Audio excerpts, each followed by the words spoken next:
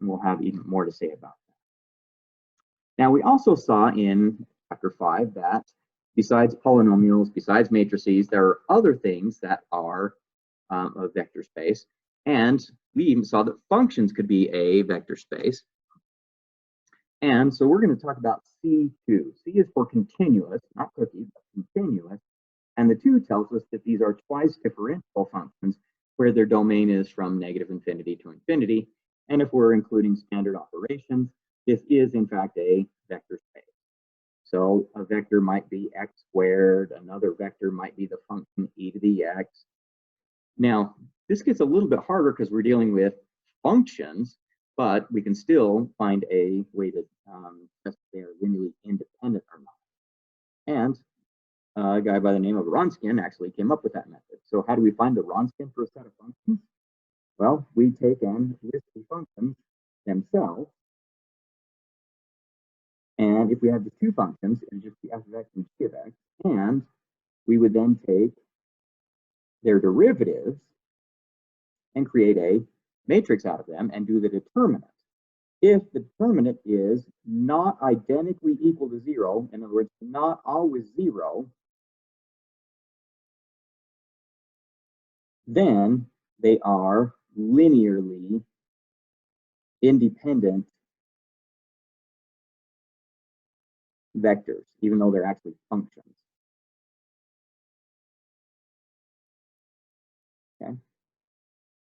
So let's go at it with x squared and e to the x.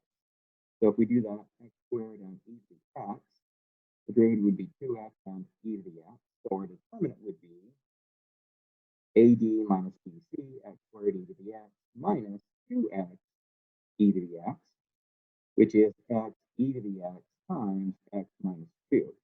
Now note that this will be 0 if x is 0 or x is 2, but otherwise, for any value other than 0 or 2,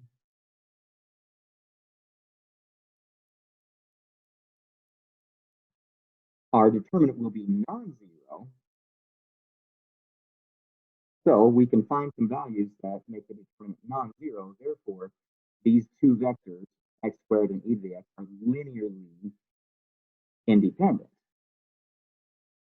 But if you remember back to the front page, we should have expected that, because if I have just 2 vectors, the way to tell if they are linearly independent or not is if one is a scalar multiple of the other.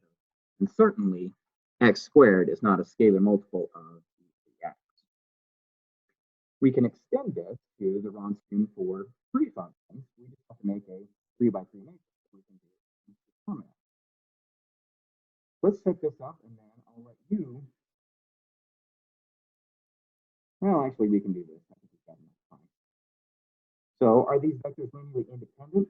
Oh, well, we've got a triangular matrix, and the determinant of the triangular matrix is the product of the main diagonal elements, which is e to the x, and e to the x is never 0. Therefore, these 3 vectors, 1x and e to the x, are linearly independent. Okay.